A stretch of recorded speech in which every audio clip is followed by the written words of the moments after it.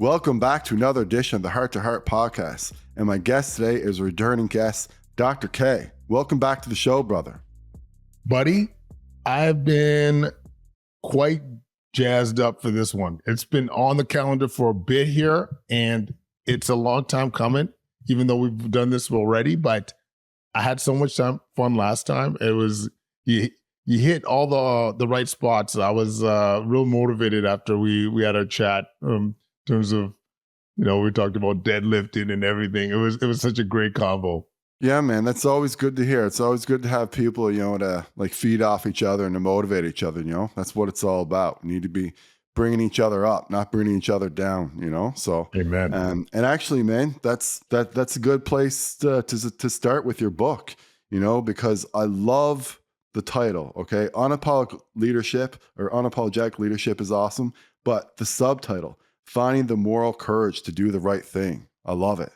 And so, I do want to start with your book, but I want to start first with the title. Like, how did you come up with this title? Just because, like I said, I feel like it rings true and it says a lot of things in there. Yeah, it actually was one of the last things to come. It was really challenging trying to figure out a title that described how we felt. And there was one title, I'm trying to remember like defiant leadership, almost like was one that I was actually leading with because I felt like to do the right thing often you have to go against the grain. You have to be willing to take the heat and move forward. And so defiant leadership, or forgetting the exact way we phrased it, but it seemed a little bit too edgy. And so we I don't even remember how it came up, but just when I heard unapologetic leadership, I'm like, that's it. That's where you show up as your unapologetic self, own it, be bold, and make that change for the better. I like it. And, I like the fact that you have moral courage to do the right thing. So I'm a big fan of Ryan Holiday. I've read a lot of Ryan's books. He had a book called Courage is Calling that came out. And, even though I have some differences with Ryan on some things, I really do like his books and the stuff that he's, that he writes about stoicism and all that. But yeah, like finding the moral courage to do the right thing. So, I think that with leadership, obviously you want to be effective, but you want to be effective in a way that is helpful to others and doesn't, undermine others and doesn't, that benefits everyone. Because if you're a leader and you're only after yourself, that's a lot different. But here, you're talking about courage to do the right thing, right? So when you're talking about, courage to do the right thing, like what is, I guess, the main message or the meaning behind that particular subtitle? Good question, Mike. And it really comes down to like focusing on your values, like what drives you. And I didn't really think much about this until the pandemic. I mean, realistically, because a lot of us had to lean into doing the right thing, being courageous. Our values was thinking through and supporting our community during a real tough time.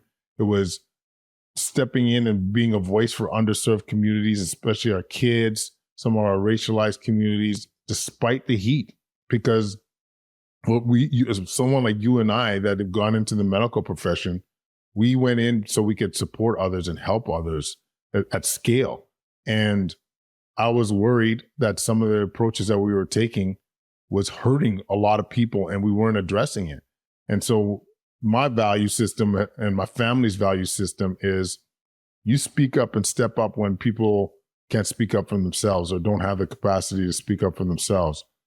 And that's what we did. And it was scary. It was, I think we talked about this before. There was threats to jobs, family, online got really vicious. And despite that, we felt that this was the path forward. And I won't lie, Mike, like our life has changed as a result of doing the right thing. And it wasn't because we were thinking of ourselves. In fact, it was the opposite. We were thinking about the people that needed us the most. Yeah. And that's like, that's where you get the most sort of like sense of well-being, and, and when you really find, like, not to get too deep, or like, but like sort of like the meaning in life kind of thing, is when you think about things that are bigger than yourselves, and when you realize that, life's not about me, it's about we. And then when you're doing things for others, the thing is when you're doing things for others, you're not thinking about yourself, and like, in a way, I'm not saying that it's bad to, cry or anything like that, but when you are in a, engaging in self-pity, then you are thinking, about yourself. Like, it is in some ways, selfish, right? But when you're thinking about others, then you're not in that selfish state. You're not thinking about yourself. You're not thinking about poor me. You're thinking about how can I help this other person. And so it sort of, in some ways, like, takes away your own problems when you start helping others. That's the way that I always kind of see it. And I know that I feel best when I'm working on something that's, completely like, altruistic, or that will help others. After that, like, you have this good feeling inside of you, like a good sense that, like, your morals are good, your values are solid, and you're doing, the right thing. And I think that that's what essentially, makes us feel best overall and makes us feel happy. And so it's, it's that kind of like that title that, really stood out to me, because as soon as I read it, I was like, yeah, this is exactly what he's talking about. This is what Ryan Holiday's talking about. This is the feeling that I get when I'm, trying to, go the extra mile, like, to do the right thing, like, for, someone. And, just like, in practice, I mean, it's it's just like very, very small things. Like, if someone has a sore throat, instead of just giving them a Moxil, you throw the 2% lidocaine, on top of it, so that they can, swish around and get rid of that, sore throat. It's just, trying to do that one extra thing that you would want to basically do for yourself, and treat others how you want to be treated. 100%. I mean, let's not mince words. Like, you feel more fulfilled when you serve. Yeah. I honestly think this is why a lot of us got into medicine. Like, it feels fantastic when you can support our community in some shape or form. And I like what you said too, Mike, about the little things at times. It's not, you don't have to go like change the world necessarily. It's that little extra. I remember, just a quick anecdote, my wife years ago, she developed a pneumonia and was miscarrying, and we ended up having to go in a hospital. And this now retired PCA, Noel, I'll never forget this. He brought this, like, gets me a little verklempt thinking about it, actually. He brought this cloth out of the blue to just, like, my wife felt hot. He got a cold cloth and just brought it for her because he saw how uncomfortable she was. And that little gesture, like, I've never forgotten that. Like, I've never forgotten that. And it was validating. You felt seen. You felt like you mattered in a time when you're feeling really vulnerable.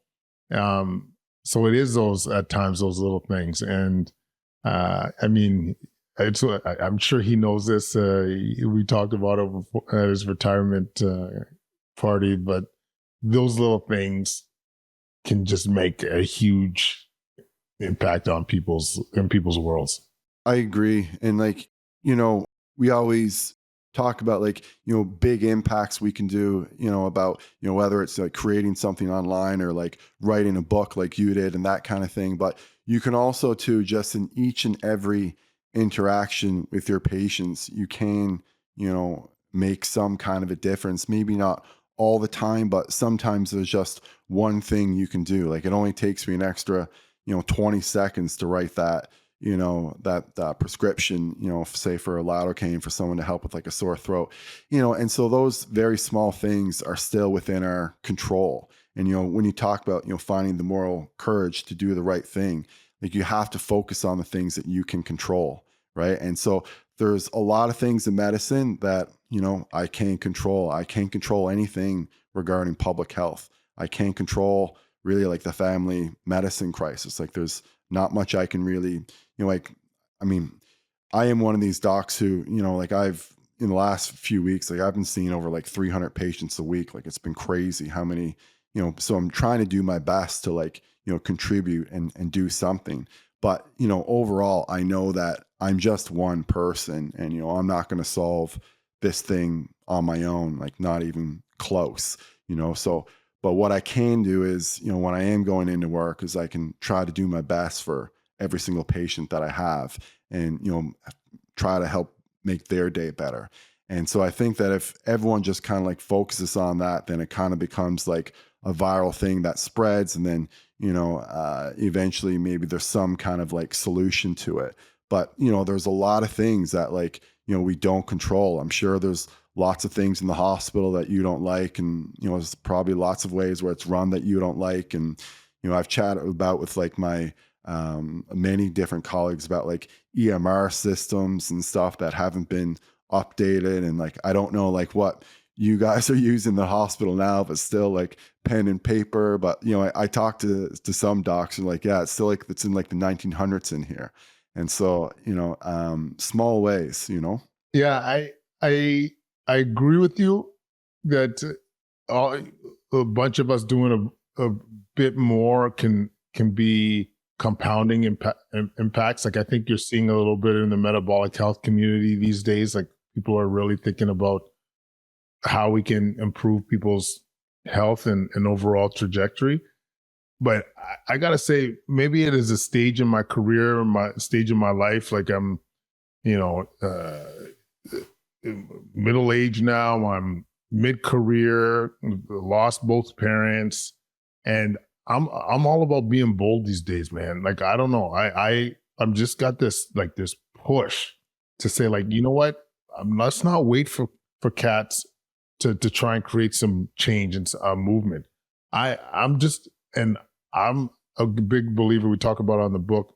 I'm okay trying and failing, but let's go. Like it's like when I think about the metabolic health scenario right now. Like you had Dr. Means on, and I'm sitting there and I'm thinking to myself, all these conditions are impacted by metabolic health: cancer, cardiovascular disease, stroke, Alzheimer's, kidney disease, mental health. And we know this stuff is reversible. And we are just, and like, that's okay. And like, people are like, oh, well, we can't do anything about it. No, we can do something about it. So we should do something about it. Whether it's like for the future generation, our kids coming up, like if you've seen, I mean, I don't need to tell you this, but if you see what is the mainstream food for our kids right now is ridiculous, right? And nothing's changing. And we see there's obesity rates, mental health with our youth. Like, let's be the change. Like for me, I'm just telling you, I know I'm one cog, but I've had enough. Like I'm just like, this is our time. Like this is the time to create change. And it's something I feel good about, because when you, for example, our kind of tagline when it comes to our social media and our channels is like I'm trying to do my best so you don't see me in the ICU kind of thing. And I've seen, obviously, you know, too, if you land in ICU, you're not the same person afterwards. Your family's impacted. The cost to the system is huge, $3,000 a day, you know? And so if we can empower, give people some agency on how to avoid seeing my visage, even though it's pretty, like, let's do it and let's make it. And it's honestly the thing I'm sure you feel about the same way, Mike, is that it doesn't have to be hard. You focus for any individual, you focus on one or two things. It's a slow grind, but you'll get home if you're focused and determined. And this is where I think this is one of those hills or swords that I'm willing to drop kick, or whatever the metaphor is. I like it. And I like the fact that you want to be bold. And I think that by being bold, you know, we can make more of an impact. Obviously for, a lot of doctors who are listening to this, they're saying, yeah, I want to be bold, but I don't want to lose my license. I don't want to lose my job. Right. And so, because of that, we have to be careful. Right. But just because we have to be careful doesn't mean that we still can't be bold and that we still can't make, a huge impact overall. And so, we can talk about metabolic health. We can talk about how to, improve metabolic health. You talk about exercise all the time. I see it on your Instagram, on your Twitter feed, all over the place. And so, those are the things that we do need to encourage others to do. So while I do think that like we can potentially make a difference in public health, I also want to give the message that, just because public health is messed up doesn't mean that your health has to be messed up. 100%. Like, you still control what goes into your body. You still control how much you exercise. You still control your bedtime. The government doesn't control that. And even though these, ultra processed foods that have absolutely no nutrients in them are available everywhere, you don't have to eat them, but you have to be very, very vigilant about that, so you have to, be aware of it. Like, for myself, like during the daytime, I mean, all I really eat is like beef jerky and Quest bars, but I make that part of my lifestyle. Like, I buy beef jerky in bulk, and then I get my Quest bars, and then at 2 different offices, I have like, the bars there, I have them in my bag, like whenever I need them, like they're always there. So I'm sort of like set up for success in that way, kind of thing. But, so what I'm kind of getting at is that, yeah, like there's definitely more ultra processed foods available. There's definitely many reasons that you can list as to why, people are, bigger and unhealthier these days as opposed to, say, the past, but it's still within your control. Like, there's still lots of healthy people out there. Like, you're healthy, I'm healthy, we're also exposed to, a lot of the same foods that other people are exposed to. We both live in Canada, obviously, where, obesity is rampant and rising, but we've managed to stay away from that by making concerted choices and making an effort. Yeah. And just prioritizing it. Do you know what I mean? And I will say, not to be Debbie Downer, like we come from a scenario where it is easier for us. Like, we have the means, we could control how much we work. I think a lot of populations, it could be, if you're barely making ends meet, you're going to get the cheapest food, and you're going to not have time to exercise, and you're just trying to get by. But there's still many of us in our demographic that are still not where they need to be from a health perspective. And I just think, I personally think there's a couple reasons, Mike, that we still see this. It's one, people don't know where to start. I think it's a pretty overwhelming if you were to Google it or go on your social media feed to say, hey, am I supposed to go carnivore? Am I supposed to do high intensity interval training? Am I supposed to train for a marathon? Am I supposed to join an MMA gym? People, I think, have a tough time figuring out where to get going. And then the other part is like the system is so overwhelming in terms of how to try and eat well, especially eat well. Like when you, even something as simple when you go to a restaurant. Like, I just got back from Vegas last night, so in case I'm a little bit sleepy-eyed, you'll know why. But go to this fancy restaurant, the first thing they serve is bread. Like, you get your cocktail, you get your drink, your whatever it might be, and bread's your first thing you fill up on.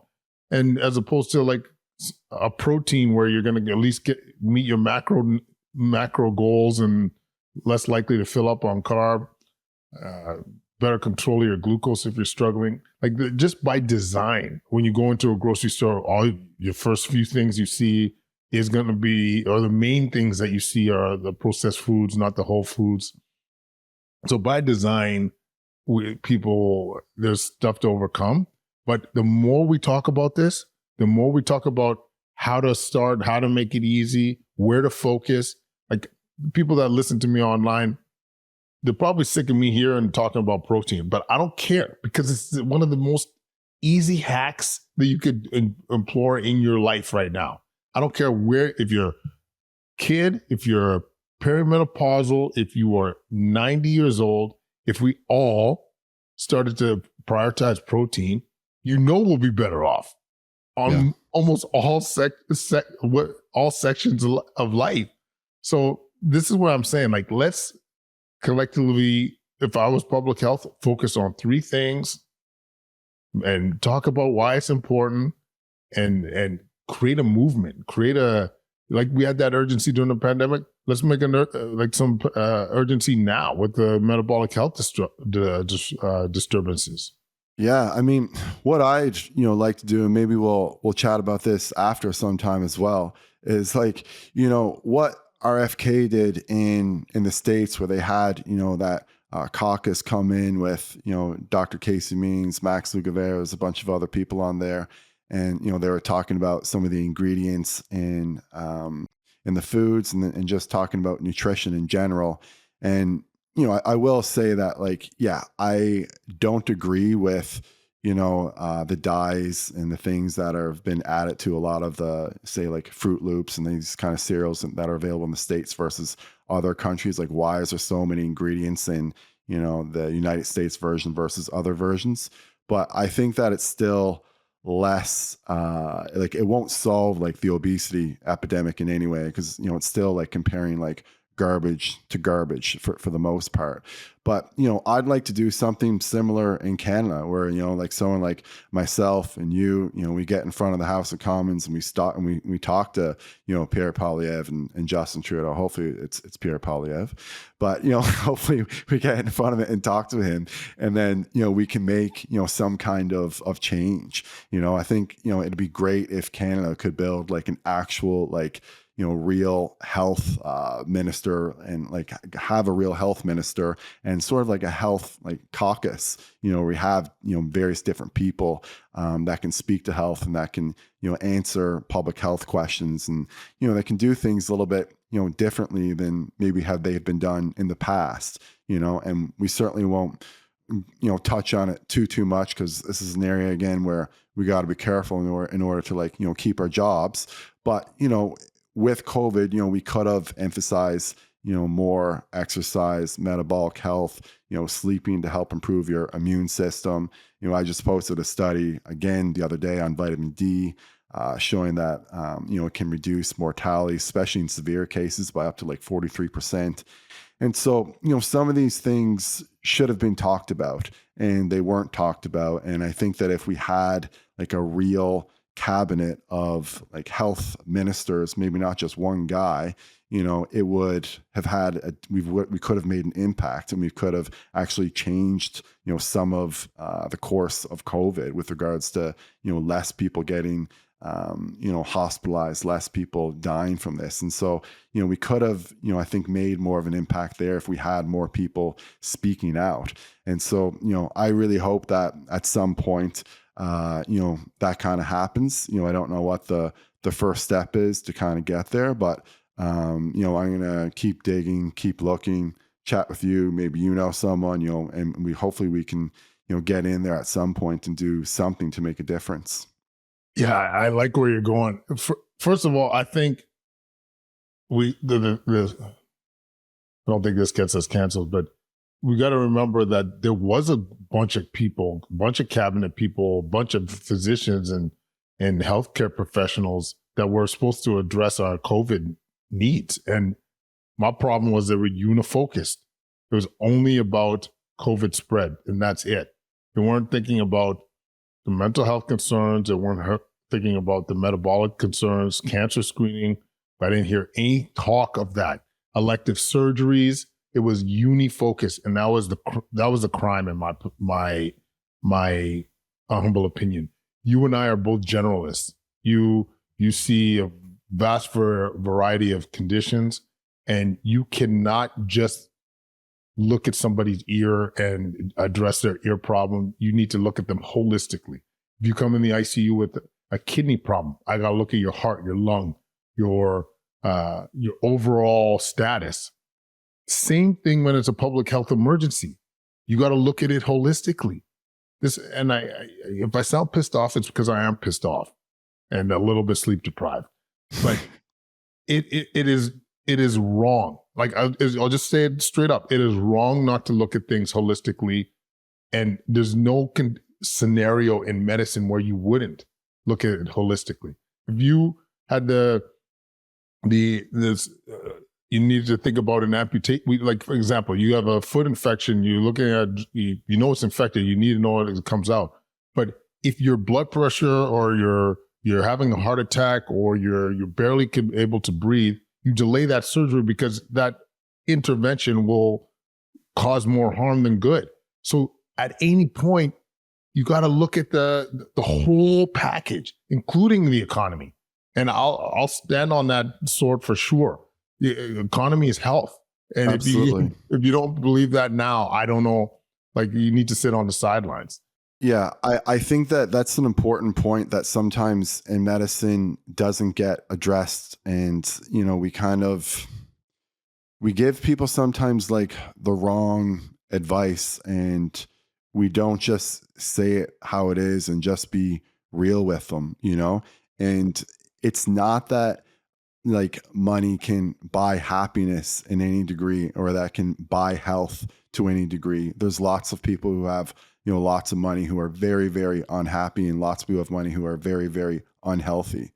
But if you're in survival mode and you're just worrying about your bills all the time, then it's going to be hard to focus on your health, and it's going to be hard to focus on others, you know? So if you can get to a point where, you know, you don't have to, you know, really stress and worry about those things, like it will improve your mental health. So I don't think that it like buys happiness per se, but I do think that it can buffer stress, you know, and that's like an important point that, you know, sometimes we don't, you know, mention to our patients, you know, and I think that it's something that we should talk about a little bit more and just be more upfront about it, because we know that like even when unemployment goes up, like, you know, mental health, you know, suicide go up as well. Like, you know, so it's an important point that needs to be brought up and discussed a little bit more often and frankly.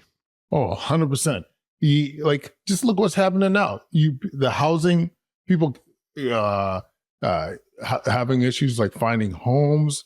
When you're multiple generations in a home in a condensed small settings, you're more likely to get sick, infected. You have less money. Not only is it affecting your mood, you're less likely to get your care addressed. You know, if you're needing to work 6 days a week and you know you're due for that colorectal screen, you're not prioritizing that, right? True. Like, so much is impacted by the economic situation within a country. You're getting, if you're in a situation where you're in a recession, more cutbacks, like less investment in healthcare. We're having to do more with less, and we usually don't meet demands. Like there's a huge trickle down effect of when our economy sucks, and it directly impacts lives. So I did a minor in economics, and my research portfolio was on like resource utilization. So I come with a little bit of a biased perspective, but we definitely cannot ignore it. And we see that now. So I want to change gears just a little bit, because I know you're an ICU doc, and I also know that you do some palliative care work as well. And so, you know, in the ICU, first question, like, what's changed since COVID, if anything has? Like, are things different, or are things basically just still the same? Yeah, I mean, we've had our ups and downs. Like, in terms of things changing, one thing that I'll say that has been a benefit is we are more likely to adopt new research or new approaches when the research supports that. Like, typically in medicine, you could have a paper that shows effectiveness, like you're talking about, even your vitamin D study you just mentioned. Usually takes years before it's adopted. But we saw this change during the pandemic when steroids were shown to be beneficial, when delaying intubation seemed to be more impactful, when anticoagulation seemed to be impactful.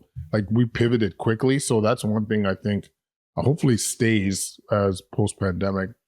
The other thing is we've had a lot of turnover in staff. There was a lot of burnout, tons of burnout. And is it from doctors, from nurses, or from other staff? And who do you find is burning out the most?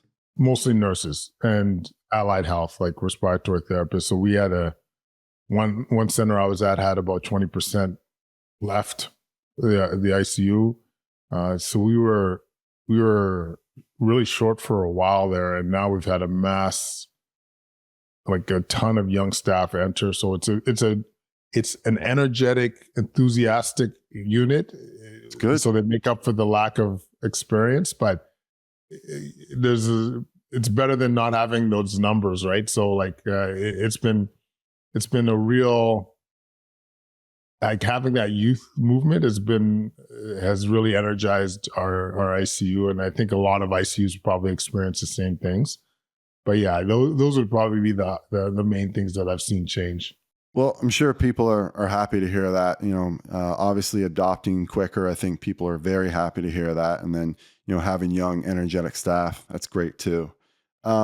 So palliative care. How did you get into that? Yeah, so I knew back in the day ICU work was hard to come by, and I wanted to make myself a little bit more unique. And I thought, so at the time I was thinking about what specialty I could add on or what skill set. And I don't say this lightly. There's very few people that I look up to or idolize almost. And there's a physician, his name was Dr. John Seeley. He was incredible. He was a former dean at the University of Ottawa, trained as a nephrologist, and then later became a palliative care physician.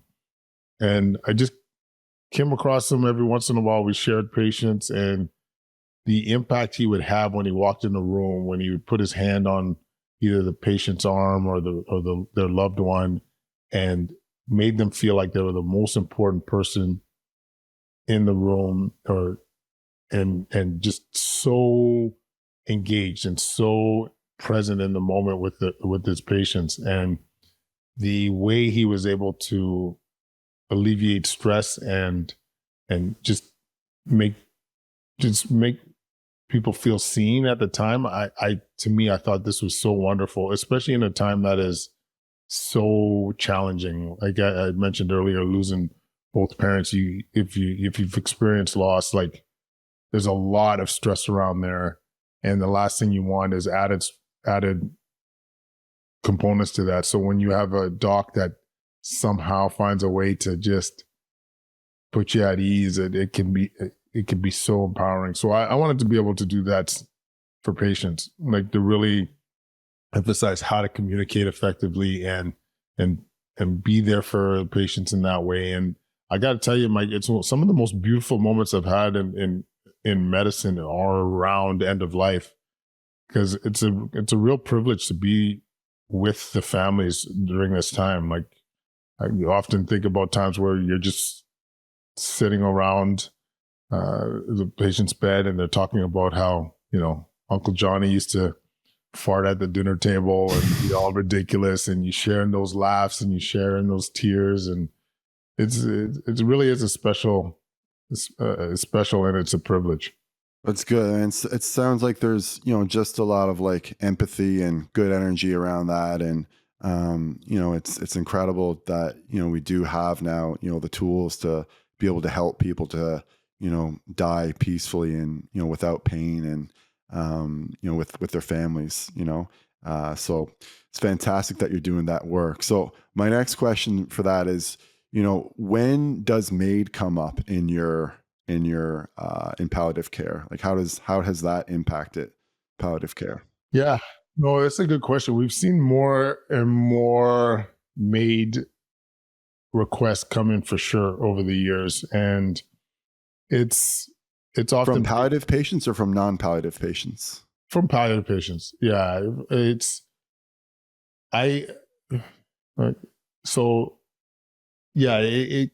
it comes up frequently, and it's in the setting, at least the ones that I have been involved with, usually terminal cancer diagnosis, often aren't dying actively, like in terms of like they wouldn't die in like a week or even a month, but they've had, unfortunately, whether it's suffering physically, existential suffering, and so we often get asked in those circumstances, is there anything else to optimize? And you do offer further recommendations, but it's for a lot of patients, it's when they reach their time, they know it's their time, and obviously as someone that has seen a lot of pain and suffering, I totally respect that decision from a family member or from a patient, because it really is like when you go through whether it be pancreatic cancer, head and neck cancer, that journey is not pretty. Yeah, I think the work that you're doing is really important, and I have no objection at all to people using MAID in that kind of instance, because when it seems like there's just prolonging suffering right now, there's not really much benefit. It's essentially life right now is just suffering, just hanging on.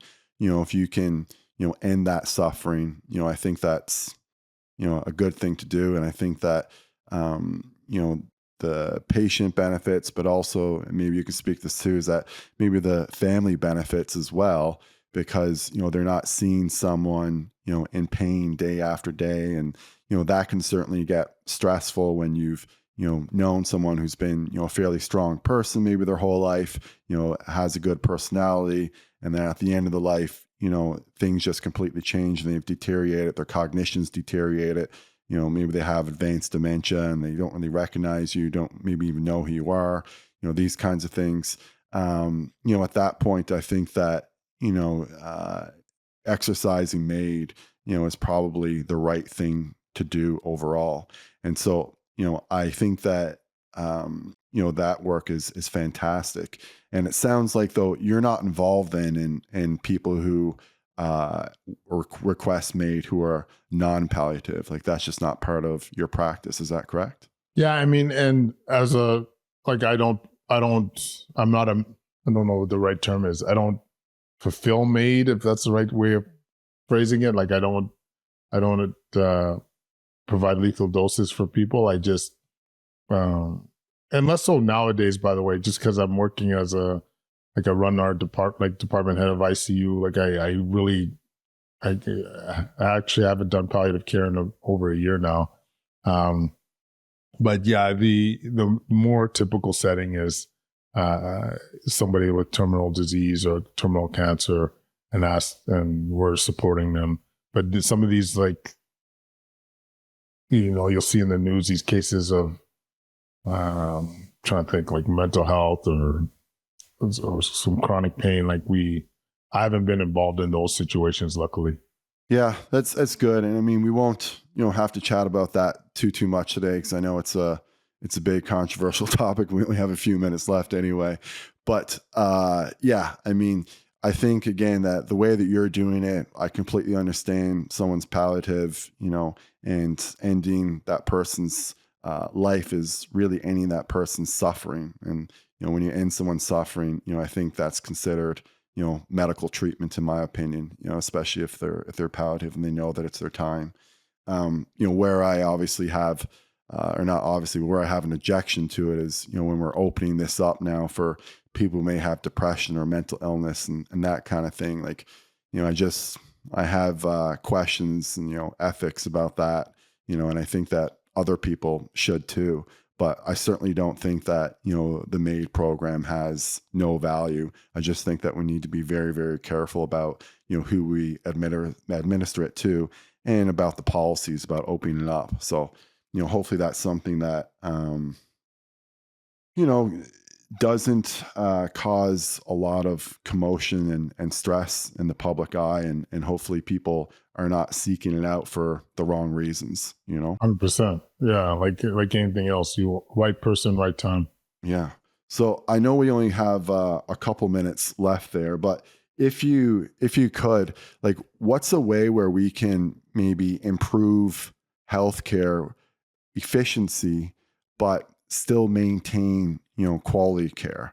Like, I mean, because this is always a challenge for myself, as well, because there's some times when there's, 70 to 80 patients in a day, and it's like you don't have very much time with those patients. And, I'm sure there's some days too where you have a lot of patients. And so, how do you kind of manage that overall? Yeah, it's a great question. And it's a big one. So I'm going to just focus on one area, like an example that you gave for you to improve your efficiency. Like, I'm huge on leveraging technology for that reason. Yeah. But in the next year or two, every clinic should have an AI scribe that would listen, like, you use your phone, listens to the conversation, produces a note for you. So you are way more efficient with your time, allowing you to be more present with your patient. Don't worry so much about documentation. I think you could leverage AI. Like, we're developing a software where you could pick up your phone, talk to the AI to talk to the AI bot about nutrition questions. Like, I think there's a way of outsourcing and using technology for stuff that often gets downloaded onto physicians and clinicians.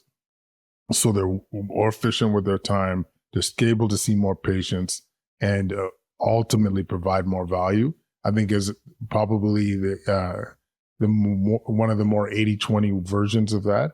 And in general, though, as a guy that has done several papers on this, often the treatment or the approach that we have for reducing costs can often improve your care. Quick examples would be like useless CT scans, like CT heads. We often get patients that are decreased level of consciousness in the ICU. 9 times out of 10 is medication related. They still get their CT head, and of course it's benign. We see blood transfusions for people that don't meet typical thresholds, and that's to the system $600 each unit. You're not improving outcomes. So this is where I think people gotta not necessarily associate with reducing spending with poor outcomes. Often it's better outcomes. Yeah, I do think that AI and technology will, help us, especially with things like AI Scribe, and even ChatGPT has up to date now with American Family Physician as well, which is like incredible. Oh, I didn't know that. Yeah, and so and it's way cheaper.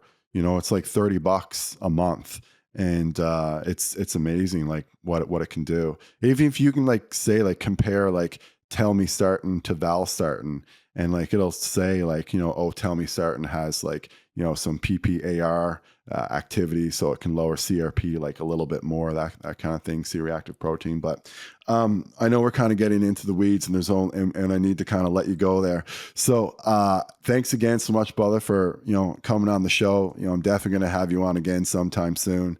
But before I let you go, just let everyone know where they can find your book, where they can find you online, and everything else. Amazing. Once again, Mike, really appreciate the chance to come on again. This has been so much fun. The book, Unapologetic Leadership, you can find it on Amazon. All our social media, mostly at Quadcast, so KWADCAST. You can find us on YouTube, Instagram, TikTok, X, LinkedIn. We're very active there. We just, our podcast is Solving Healthcare. We just launched a show on Rogers too, where the podcast shows up there. And lastly, we just recently started a supplement brand, Health Canada approved, high quality protein, collagen, fish oil, magnesium, called Gyata. So nice. And we're going to start winning, making sure our folks are optimized. And real proud about that one too. That sounds awesome, man. That sounds awesome. Well, I'm excited to try some of your products, and I'll definitely be letting you know how I feel about them. Amazing. We'll send you a gift back, bud. All right. Well, that sounds good. Maybe I have to send you some CBD. Yes. All right. Sounds good. I know you got a radio show to get to, so I'll let you go, brother. But thank you so much for doing this. Thank you so much, everyone, for listening. And as always, I'll be back again soon.